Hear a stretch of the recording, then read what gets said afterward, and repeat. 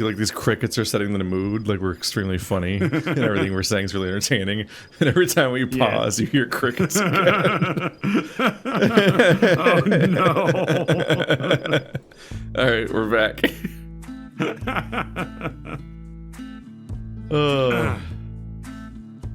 Walking in the office together, Joseph ducks to clear the doorway.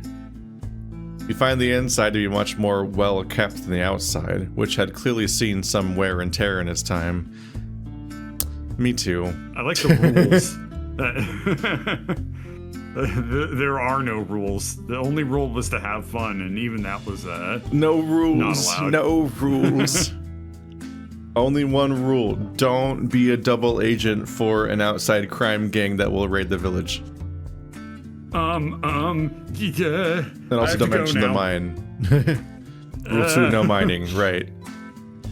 No miners allowed, am I right? But with the pickaxe. Sunlight and dust in equal measures came in through the windows. Landing upon the desk of Sheriff, who was currently rapidly filling a piece of paper with pencil in hand. That's called writing.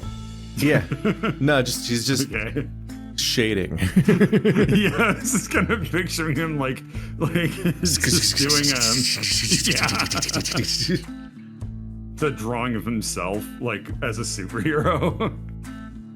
After you close the door behind you, you both wait for a few seconds for Sheriff to notice you. Before you can politely knock on the closed door for attention, Sheriff raises a finger on a pencil holding hand to ask for a moment's more waiting. More waiting. This was followed by a hasty scribbling onto the end of a piece of paper before the pencil was thrown onto the desk with little regard. Damn. 2 keen eyes landed on you and Joseph. Howdy there, fellas. Thought I might be seeing you again.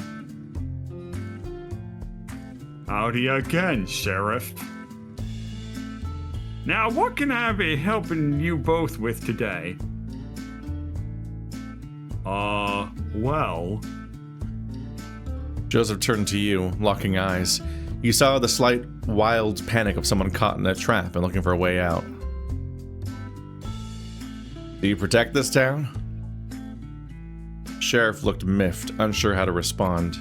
Like someone had just asked if the sky was blue. As much as anyone else who lives here, yes. What does that mean? I thought you were a lawman. Sheriff regarded you with some annoyance, still seemingly puzzled over what you were asking. I think I see the confusion here. I'm not a lawman. In fact, I'd say I'm not a man at all. Or woman. Sheriff kept looking at you both, trying to gauge your reactions. Whether you could be trusted, you guessed. My name is Sheriff.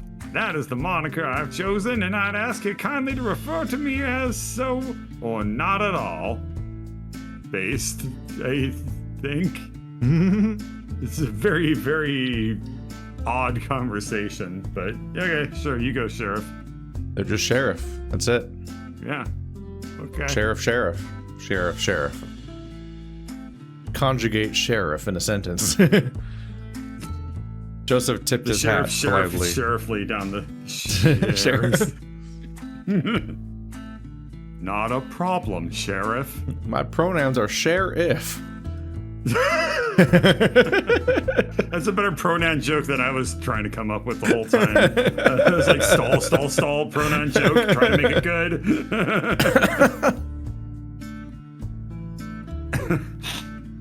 Do you run this town then? No, that's the mayor. That would also be a no. I'm a founder, you might say, but I don't solely run this town. You boys are asking some real strange questions. Is there something I ought to know? I'm quaking in my boots. Yes, there's something you ought to know about us, but I will not tell you, There's Sheriff. something you ought to know. As a Quaker. It's my only Quaker reference. That's all I've got. Joseph had faltered, and now you did too. This isn't what you just planned. You were just saying the first things that came to mind, fixing on Sheriff with a calm pair of eyes, but a shakiness in the knees. Maybe you hoped Sheriff would say something that would change things, change what you were both there for.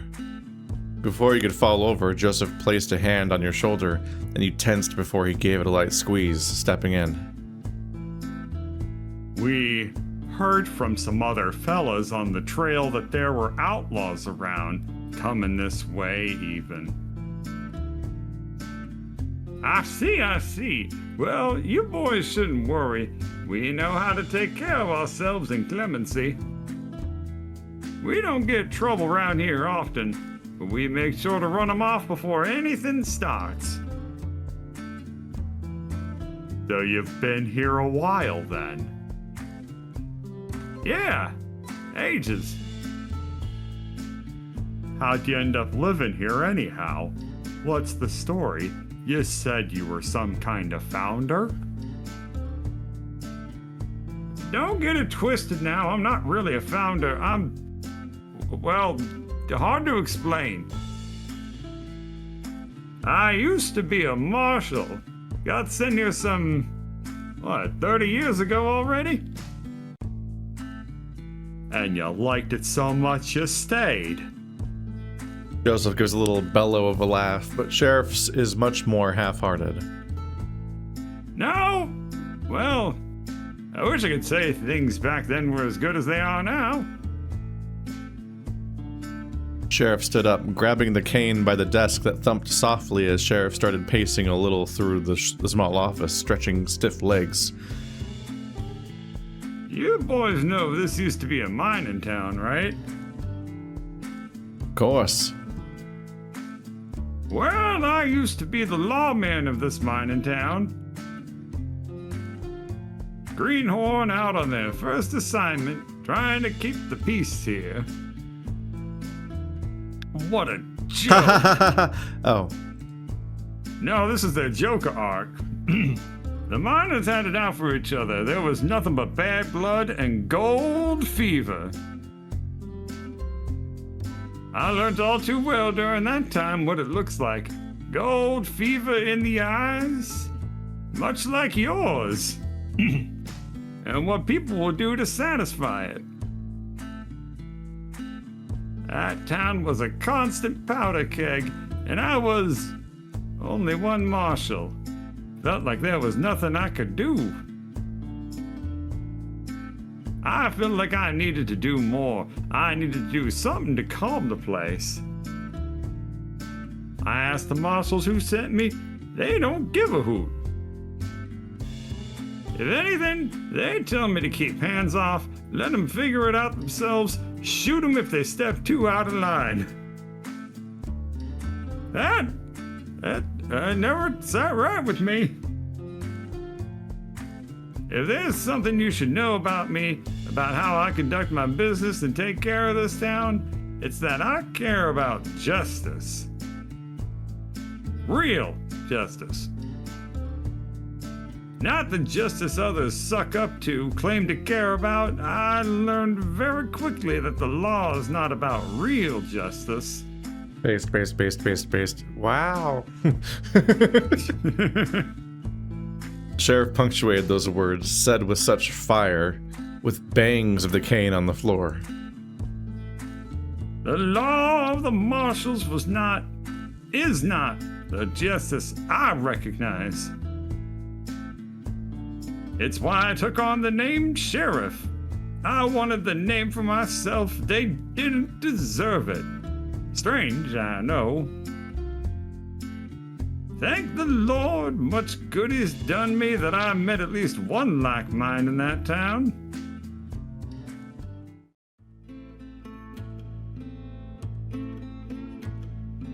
The hat is so little. Tiniest little floating hat. I wish I could have such a powerful aura. Yeah, well. I will never have this sheriff's riz. All you have to do is reach 10 million subscribers and you get a floating hat for it. What? Yeah, it's something to look forward to. I've never had more reason to hunt Mr. Beast for sport.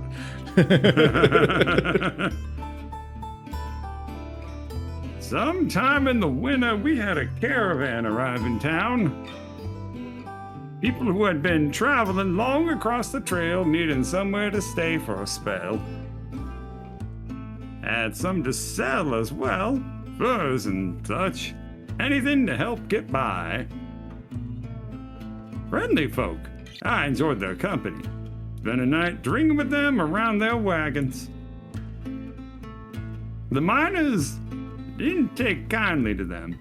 Didn't trust them. What the fuck is up with the miners? I'm getting very curious to meet these, like, horrible, like, demon They're the people. capitalism. Oh. But, well, wouldn't it be, like, the mine owners that would be the capitalism?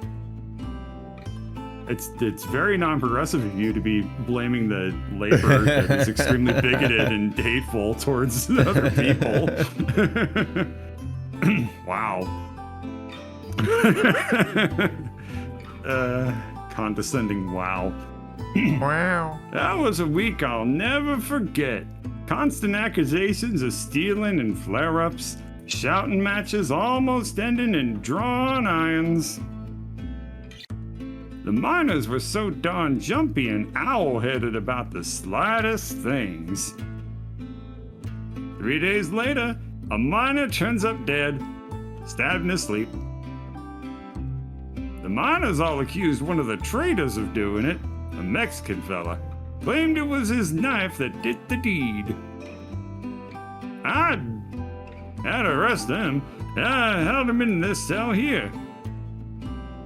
A tap of the somewhat rusted metal bars with the cane rang out into the room. The traders all came to tell me that I was wrong, that he'd never do something out of the sort. They helped push me in the right direction. I'd already had some suspicion about the miners' claims. A lot of accusations have been flying around about the Mexicans and Indians traveling in the caravans. I did a little investigating and found that the miner had been killed by one of his friends. Another feud about gold. Some stolen or missing, and his so-called friend had killed him for it. The miners wouldn't believe it, insisted the man in the cell was guilty. I wonder if maybe they just couldn't see what I could. See things through my eyes.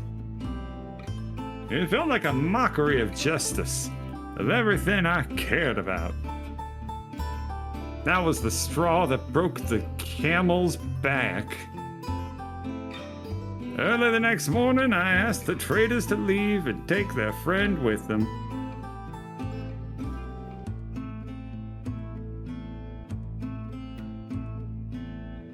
Sheriff notices how intently you both are listening, watery eyes flicking between you both. Anyway, that's a lot of blabbing from me already. Long story short, I kicked the miners out, for the better.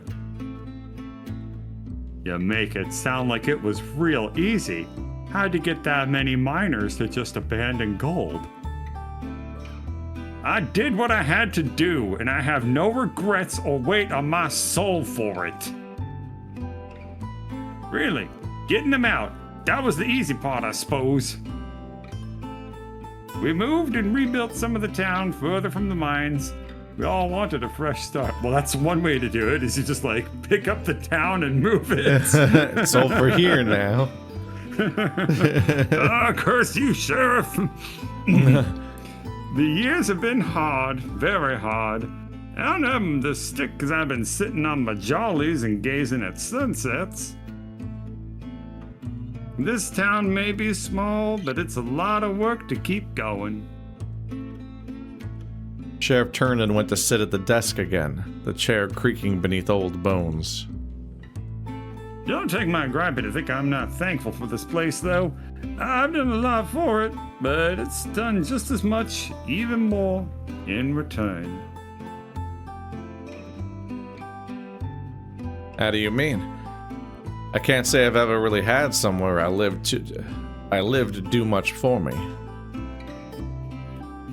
Sheriff sighed softly, looking out the windows into town, a clear view of the cobbled-together houses cascading down the shallow hillside. in the jail cell. Yeah. Okay, my bad. The jail window. Yeah. It's actually a good view.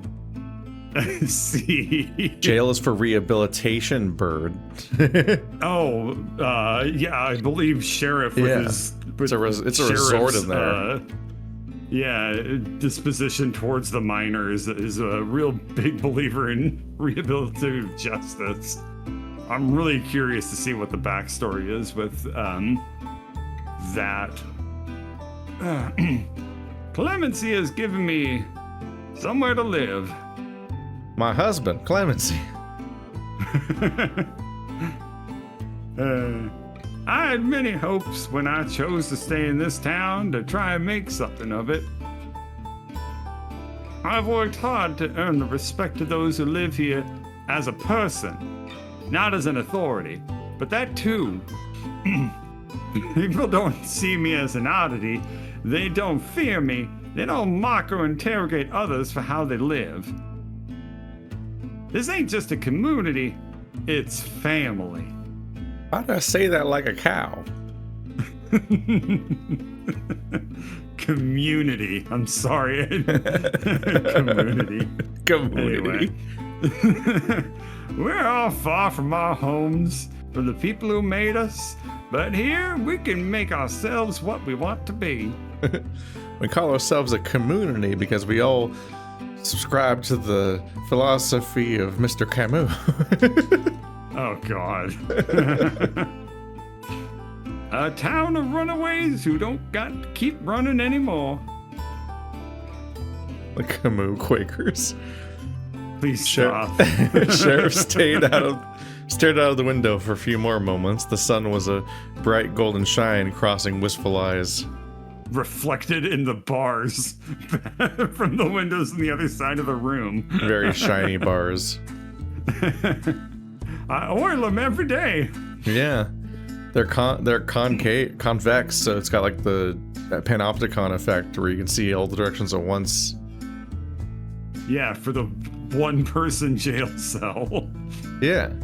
No, I mean like it's a curved, shiny surface, so it reflects back at you, and you can see way more by looking at it. I know what it is, what you described it as. I'm just saying it's overkill for like somebody sitting on a bench with like a spittoon and like a pee hole. Yeah. All right. But now you can see the pee hole from every angle. Good. Turning back to you, Sheriff pulled back into the desk and got comfortable once more. Anyway, that's enough sap from me. Those outlaws all you wanted to talk about?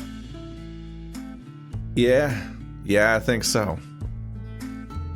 You wish you had more questions to ask, more to say, more to hear about, but no other words escaped your maw except for, thank you.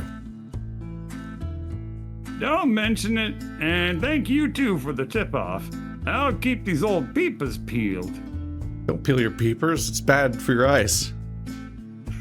If you lose the jelly, it doesn't come back.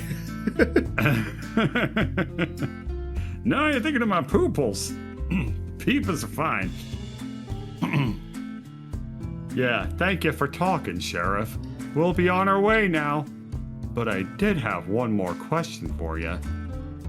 You, still with those marshals?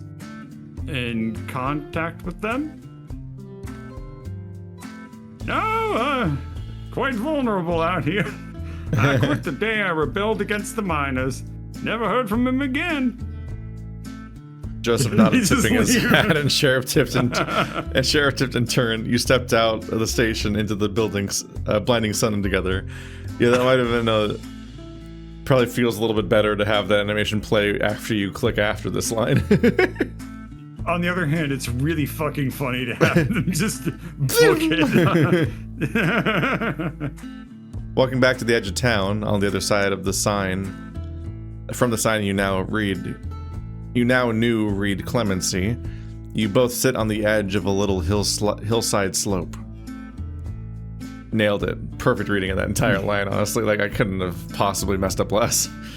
Well, I mean, they also threw a intense change at you in the middle, which was a little bit rough, but... It's weird how the town's named Clumancy. Clamoonsea. I didn't even say the joke right. Kicking dust up on yourselves as you settle on the rocky crevices. I think that's all the useful places of interest here, unless we want to go knocking on folks' doors asking for gold.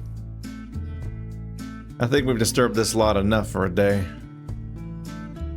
Your resting hand becomes restless as it brushes against some dry desert grass, entwining it between your fingers, slowly pulling it from its roots. So, what did we actually figure out? Everyone here is kind and mostly defenseless. Yeah, I think pacifist is the word. You tug more grass up into your hand. They can maybe fight off some bandits, but no officers are gonna come help, and they ain't gonna do much good against the whole gang. And there is gold here, somewhere, in some forgotten mines no one's seen for decades. Well, it's gotta be around here. This is a mining town, for Pete's sake. How far could it be? You shrug. Sheriff said the town was moved. The mines can be anywhere now. Maybe it really was just rumors. Maybe there's not really anything to find here. I think you know as well as I do that these folks were antsy. Friendly as well, but gold gets their hackles up. Someone has to know where the mines are. You knew he was right. You knew how to read people well enough. I don't know what the gangs are gonna do about a mine, though. They're really hoping to steal gold that's out and about. Yeah, that's a really good point. If you're gonna be like, let's steal from the gold mine, it's like time to just launch a mining operation. Yes, that's a really weird. That's a really weird way to describe opening a mine, is to steal from the planet. They're not really, I don't know if they're prepared for this. Joseph stood up, gazing out across the landscape of the town and beyond, searching toward the horizon. Can he use those special eyes of yours, Bird Brain? More use than you chasing your tail, mutt. He looked at you for a moment with a smirk, and you smirked back. You rolled the grass in your hand between your fingers, squashing the reeds of it together, dropping seeds in the sand. I can't see nothing. Goddamn sun in my eyes ain't helping neither. I don't know if, Bartholomew would help out. He was maybe the most friendly one out of the bunch. Sheriff didn't even talk about the gold. I guess Sheriff knows how to keep the town safe. You look up at Joseph, his puzzled face squinting in the sun, looking down at you. Looking back out into the desert, the sun sits between two rocky outcroppings in the distance, a light bulb plucked from the sky by unmoving fingers. It'll start getting dark soon. Sheriff knows where the mines are. Bartholomew said he never saw them, and Jacob was never a miner, so he had no reason to go to the mines. What, so he never saw him? That don't make sense. I'm not saying that. I'm saying even if he did see him back then, he wouldn't remember where they are now. Sheriff still knows where they are because they're the biggest danger of the town. I'd wager Sheriff even checks up on them every so often to make sure it's undisturbed. Huh. I guess that checks out. We don't have the time for a stakeout, though. You balled your hand into a fist, the grass yielding and turning to dust. If I know video games, then the mines are in a vault underneath Sheriff's desk, and we just have to defeat him, and he'll let us in. We don't need to know where they are anyway. We got all we need. Knowing where the mines are would just be a penny in the hat. We should think about our next move. You ignored the tiny knot in your stomach as you thought about what to do next. You should just leave, but there's nothing else to do here. We should just think about resting. Getting dark soon. I think we could stay at the saloon. Sheriff did offer. You sure you want to stay here for a night? Seems the least we can do before we leave. Unless camping outside has some mighty appeal to you. Joseph flashed a wry smile. All right, let's go have a look first. No point bringing the horses down if I can't afford the rooms. Standing up, you feel the dust fly beneath your fingers with the winds blowing east, and follow Joseph a few paces behind.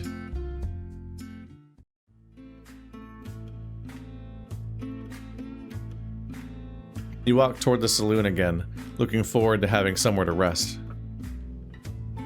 You don't remember the last time you actually stayed in a room somewhere. It was always a tent, or just in your bedroll lying beneath the stars.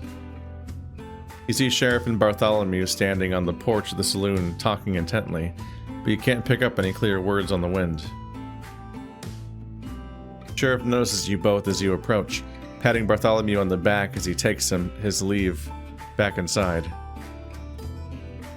Sheriff leaves the shade of the saloon's overhang, walking with purpose towards you both. The blue of the sky was starting to fade into oranges, pinks, on the edges of the sparse and tiny clouds overhead. You both slow to a stop as Sheriff approaches you quickly. The face approaching you was different from before, and you see Joseph's face fall a little. Sheriff came to a stop in front of you both, twisting the cane in the dirt a little. The old and frail figure standing in front of you was shaking a tad. You could hear slow and deliberate breaths from the chest. The usual confidence and bluster off of Joseph dissipated under the new glare of Sheriff's. The new and sharp eyes unlike those you'd seen when you arrived. There was a tiredness in them, a fierce tiredness, beneath which was a wild look you'd only seen in the eyes of the newly grieving. Gripping the cane, scaled knuckles turning white, Sheriff spoke in a low and calm voice. Yeah, I should have known. Oh, maybe I was wrong this time. Y'all seem so, I don't know, like you should be here. Even so, I knew there was something off with what you were asking. Is everything all right, Sheriff? We were just gonna see if we could stay the night at the salo. Sheriff slammed the cane onto the dirt with such force you feared it might crack the earth beneath. You know damn well things are not all right. I had a little chat with my friends around town, talking about the newcomers, what they'd been asking about. Just passing through town, give me a break. I should have known it was too good to be true. I know when I see the gold fever in them eyes. We're not here to cause trouble, Sheriff. We'll be on our way tomorrow morning. Really now? Well. Hello. It's so silly looking. The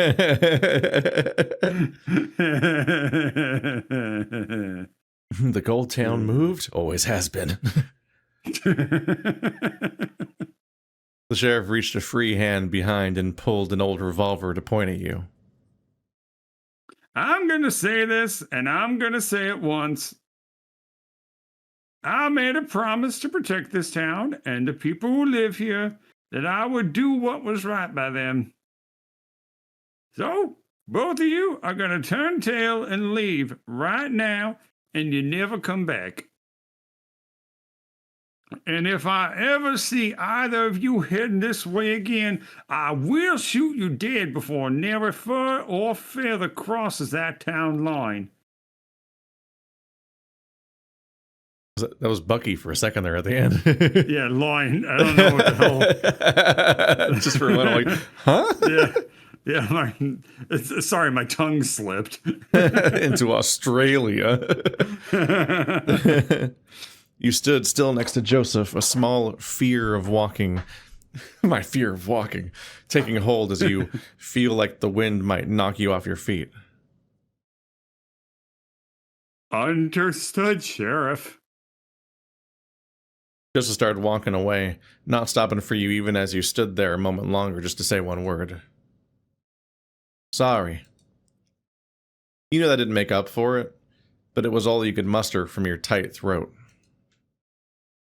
You turned quickly and walked away after Joseph with your head down, staring at your feet as they rhythmically sped one after another through the dust tracks of a town you couldn't come back to. No. Y'all come back soon here. In a pine wood box. Damn it. Force of habit. We say that to everybody who doesn't have gold fever. You don't come back soon. Yeah, you don't come back. Come back never, you hear? Take care. To fuck off. Damn it. How are you? You left behind your gift bags. I mean, I'm keeping these.